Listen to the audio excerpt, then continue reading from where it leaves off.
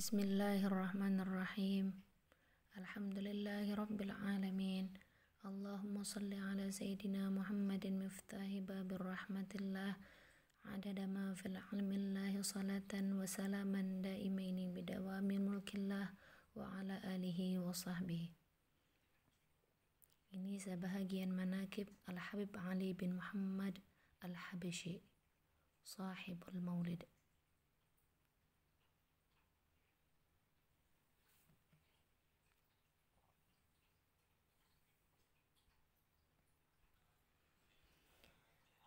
Al-Habib Ali bin Muhammad Al-Habashi dilahirkan di desa Qasam, Hadramaut. Ayah kandungnya adalah seorang alim dan ulama besar, yaitu Al-Habib Muhammad bin Husain Al-Habashi. Lahir di Sewon, sedangkan ibunya adalah seorang alim dan pendakwah yang bernama Hababah Alawiyah binti Husain bin Ahmad Al-Hadi Al-Jufri. Lahir di Shibam.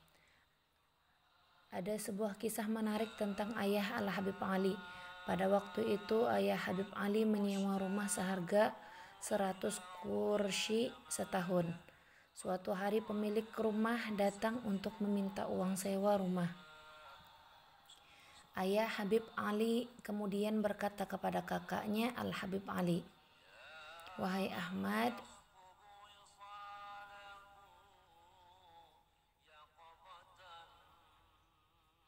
naiklah ke atas, ambil uang 100 kursi di laci dan bawa ke sini." Ahmad berkata dalam hati, "Setiap hari laci itu kubuka dan di dalamnya tidak ada uang." Ahmad lalu naik ke atas setelah membuka laci dan tidak menemukan apa-apa. Lalu ia kembali menemui ayahnya. "Wahai ayah, laci itu kosong. Tidak kutemui uang di sana. Kau tidak melihatnya? Ayo ikut aku, akan kutunjukkan kepadamu," kata ayah Habib Ali.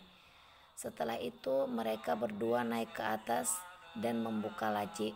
Ternyata di sana ada sebuah kantong berisi uang 100 kursi. Berikanlah pemilik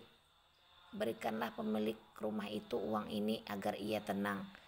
"Wahai ayah, kami telah tenang dari pemilik rumah, namun kita sama sekali tidak memiliki uang untuk membeli makanan," kata Ahmad, kakaknya Habib Ali.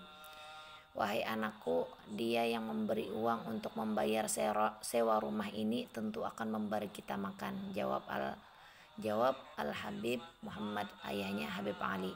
Tak lama kemudian ada surat dari Sultan Ghalib bin Muhammad beserta uang 100 kursi. Rupanya sultan ini salah satu murid ayah Habib Ali. "Wahai anakku, perhatikanlah bagaimana Allah memudahkan rezeki kita," kata ayah Habib Ali, yaitu Habib Muhammad bin Husain Al-Habashi. Nasab Habib Ali bersambung kepada Rasulullah SAW melalui jalur Sayyidina Husain, lengkap yaitu Al-Habib Ali bin Muhammad bin Husain bin Abdullah bin Syekh bin Abdullah bin Muhammad bin Husain bin Ahmad sahibus Syib bin Muhammad Asghar bin Alwi bin Abu Bakar Al-Habashi, berlanjut terus kepada Sayyidina Ali bin Abi Thalib dan Sayyidatina Fatimah Az-Zahra. Penampilan Habib Ali, beliau berkulit sawo matang diliputi cahaya. Perawakannya tinggi besar, kekar berdada bidang, berperut kecil, wajah bulat berisi, berdahi lebar dan berjanggut pendek. Jambang beliau sedikit dan pendek. Di antara guru-gurunya adalah kedua orang tuanya sendiri, Al-Allamah Sayyid Umar bin Hasan Al-Haddad, Sayyid Abdullah bin Husain bin Tahir, Sayyid Abdullah bin Husain bin Muhammad, Syekh Muhammad bin Ibrahim Al-Allamah Abdurrahman bin Muhammad Al-Masyhur, Al-Habib Ali bin Idrus bin Syihabuddin, Imam Umar bin Abdurrahman bin Syihab, Habib Ahmad bin Muhammad Al-Muhdar, para imam para sa'adah yang mulia, Al-Habib Abu Bakar bin Abdullah Al-Attas, dan banyak lagi yang lainnya. Di antara para gurunya tersebut, Habib Abu Bakar bin Muhammad Al-Attas adalah guru yang paling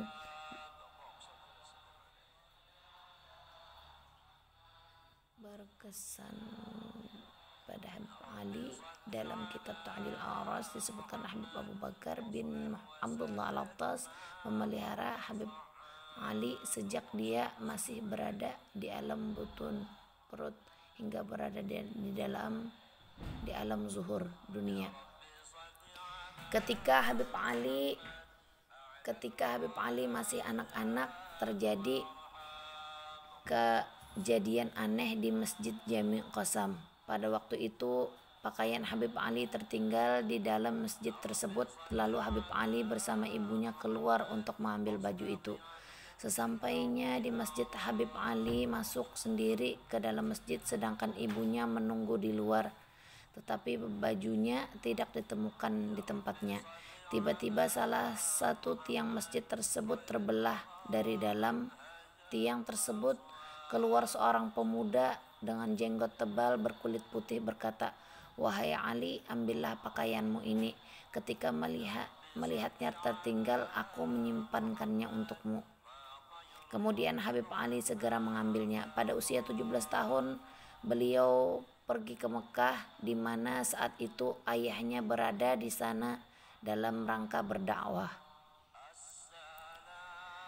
Habib Ali berada di sana selama 2 tahun. Kemudian setelah itu beliau kembali ke Sewon sebagai seorang alim dan ahli dalam pendidikan. Habib Ali pernah melakukan perjalanan ke Pulau Jawa selama 5 bulan pada tahun 1315 Hijriah atas perintah ayahnya. Pada usia 37 tahun, Al-Habib Ali membangun ribat pondok pesantren yang pertama di Hadramut untuk para penuntut ilmu dari dalam dan luar kota. Ribat itulah menyerupai masjid dan terletak di sebelah timur halaman Masjid Abdul Malik. Para orang yang tinggal dan menuntut ilmu di ribat tersebut biayanya beliau tanggung sendiri. Menurut Syekh Salim bin Muhammad Syamakh, seorang pencinta beliau, Habib Ali menanggung setiap hari selain para tamu adalah 150 orang, 50 orang di ribat, 50 orang di rumah dan 50 orang di Anisah. Adapun jumlah tamu setelah Aisyah adalah sekitar 15-20 orang. Selain itu Habib Ali juga membangun masjid yang dinamakan Masjid Riyadh. Pada waktu beliau berusia 44 tahun, masjid tersebut berdampingan bahkan menjadi satu dengan ribat. Al-Habib Ali berkata, dalam Masjid Riyadh terdapat cahaya rahasia dan keberkahan Nabi Muhammad SAW. Ketika Habib Ali berusia 68 tahun, beliau menulis kitab maulid yang diberi judul Simtud Durar. Disebutkan bahwa maulid ini dibacakan pertama kali di rumah beliau, kemudian di rumah muridnya Al-Habib Umar bin Hamid. Sebelum itu Al-Habib Ali selalu membaca maulid Al-Hafidh Ad-Dibai, maulid Diba. Berkata Al-Habib Ali tentang kitab maulid yang beliau karang ini, jika seseorang menjadikan kitab maulidku ini sebagai salah satu wiridnya atau menghafalnya, maka rahasia sir Al-Habib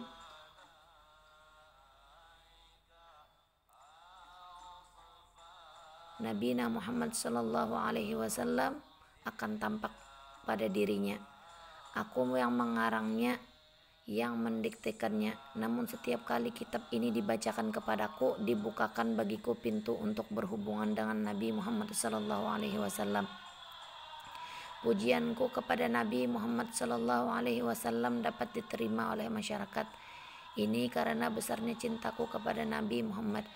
Bahkan dalam surat-suratku ketika aku menyifatkan Nabi Muhammad, Allah membukakan kepada susunan bahasa yang tidak ada sebelumnya. Ini adalah ilham yang diberi Allah Subhanahu wa Ta'ala kepadaku. Dalam surat menyuratku ada beberapa sifat agung Nabi Muhammad. Andaikan Nabhani membacanya, tentu ia akan memenuhi kitab-kitabnya dengan sifat-sifat agung itu.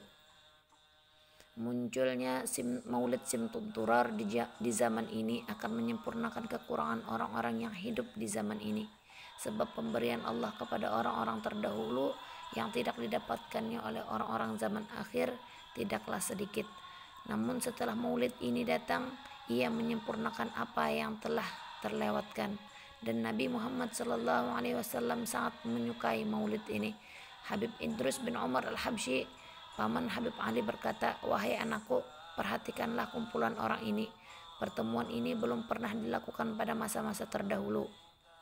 Dalam maulid ini, aku memiliki sebuah masyad atau pandangan atau pemikiran dalam perang Tabuk. Nabi SAW dan para sahabat radhiyallahu anhu tidak mempunyai cukup perbekalan. Beliau memerintahkan agar setiap orang membawa makanan apapun yang mereka miliki. Ada yang datang membawa sebutir kurma, ada yang membawa 2 butir kurma, dan ada pula yang membawa segenggam gandum. Pada tahun-tahun terakhir kehidupannya, penglihatan Habib Ali semakin kabur, dan 2 tahun sebelum wafatnya beliau kehilangan penglihatannya. Menjelang wafatnya, tanda yang pertama kali tampak adalah istilam. Ini berlangsung selama 70 hari hingga kesehatan beliau semakin memburuk. Akhirnya pada waktu zuhur hari Minggu 12 Rabiul Tsani 1333 Hijriah, roh beliau yang suci terbang menuju Illiyin.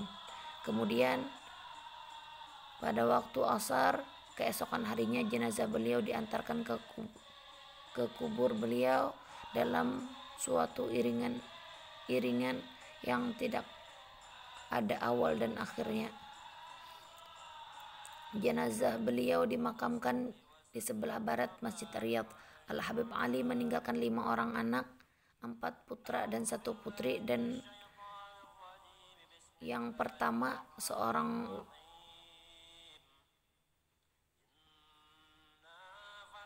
di antara anak-anak beliau ada yang menetap di Solo, yaitu Al-Habib Alwi bin Ali Al-Habsyi,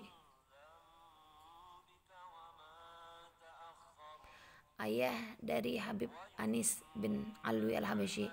Habib Ali mempunyai banyak murid, di antaranya adalah anak-anaknya sendiri, adiknya Habib Syekh bin Muhammad, Sayyid Abdullah bin Umar Asy-Syatiri, Sayyid Ja'far bin Abdul Qadir bin Muhammad As-Segab, Sayyid Muhammad bin Hadi bin Hasan As-Segab, Sayyid Muhsin bin Abdullah bin Husain As-Segab, Sayyid Abdullah bin Alwi bin Zain Al-Habsyi, Sayyid Ali bin Abdurrahman Al-Masyhur, Sayyid Umar bin Tahir Al-Haddad, dan banyak lagi yang tidak dapat disebutkan.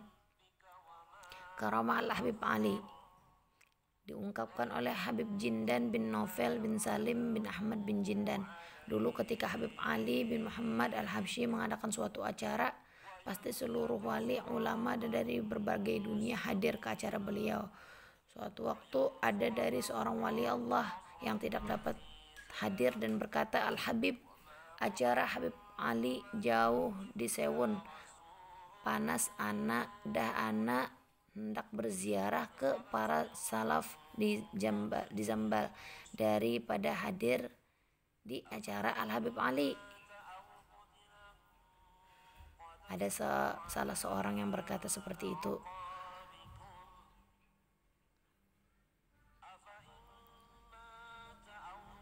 Sebelum sempat masuk di Zambal, ada seorang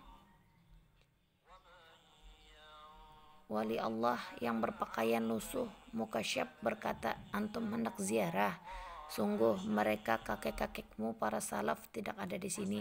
Mereka sedang pergi menghadiri acara Habib Ali bin Muhammad Al-Habsyi di Sewon." Saat itu juga wali yang tadinya hendak berziarah langsung bergegas menuju acara Habib Ali bin Muhammad Al-Habsyi.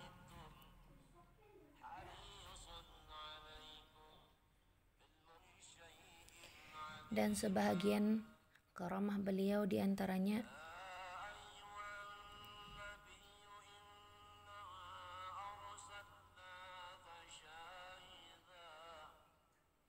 ada seorang alim wali dari negeri Maghrib melaksanakan haji.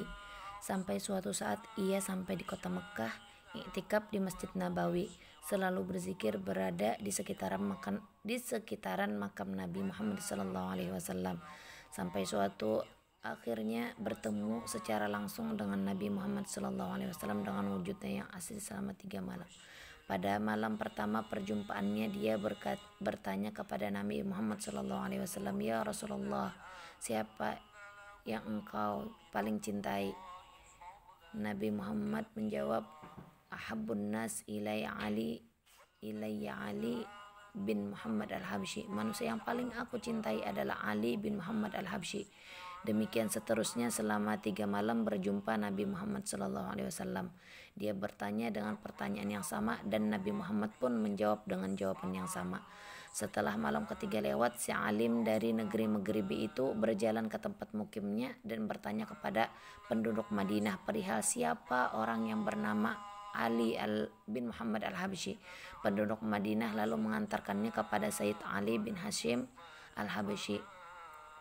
Si alim dari Maghribi bertanya kepada Sayyid Ali bin Hashim al-Habsyi tentang sosok Ali bin Muhammad al-Habsyi.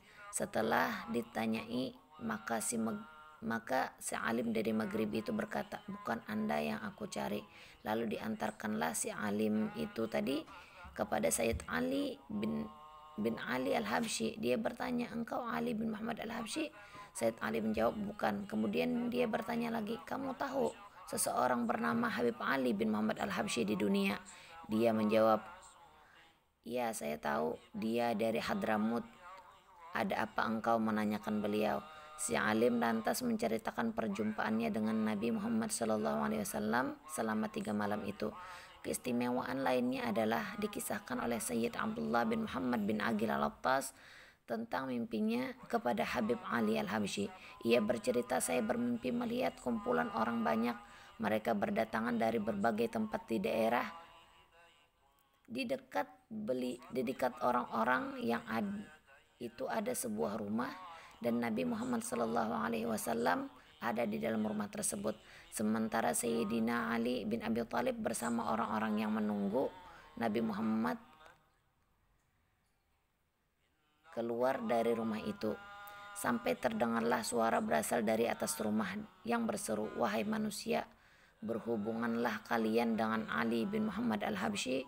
Barang siapa menyambung dengan dia, maka dia sama berhubungan dengan Nabi Muhammad SAW. Barang siapa yang mengangkat dia jadi kekasih, maka dia sama menjadikan Nabi Muhammad sebagai kekasih. Barang siapa yang bersalaman dengan dia, maka dia sama bersalaman dengan Nabi Muhammad SAW."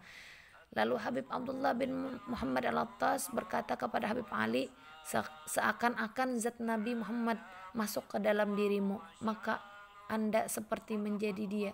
Al-Habib Ali bin Muhammad al-Habsyi pernah bercerita, "Semalam aku bermimpi seakan aku di dalam kubah Nabi Muhammad SAW dan aku bersama beberapa sahabatku. Kemudian aku menerangkan kepada mereka tentang kubahnya Nabi Muhammad SAW. Kemudian tiba-tiba aku di Raudah dekat makam Nabi Muhammad SAW. Ketika aku masuk dan menuju makam mulia Nabi Muhammad, tiba-tiba makam itu terbuka, lalu cahaya Nabi SAW menyinariku sampai-sampai aku tidak mampu melihat ke hadapannya disebabkan terangnya cahaya tersebut yang mengenaiku." Karamah yang juga masyhur di kalangan penduduk Hadramut adalah ucapan salamnya kepada Nabi Muhammad SAW di dalam tasyahud. Konon salamnya Al-Habib Ali al-Habsyi dijawab langsung oleh Nabi Muhammad SAW dan jawaban salam Nabi itu terdengar olehnya dan seluruh makmum yang sholat bersamanya. Al-Habib Ali al-Habsyi berkata, "Rasulullah SAW memberi kabar gembira kepada kami dalam mimpi yang aku lihat pada malam 13 Ramadan. Aku masuk kepada Rasulullah di Hujrah Asy-Syarifah, kamar makam Nabi.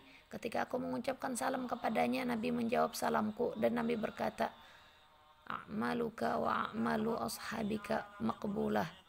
Amal-amalmu dan amal-amal sahabat-sahabatmu, murid-muridmu diterima Allah. Semoga Allah menggolongkan kita di dalam murid-murid Al-Habib Ali bin Muhammad al-Habsyi. Amin ya rabbal alamin."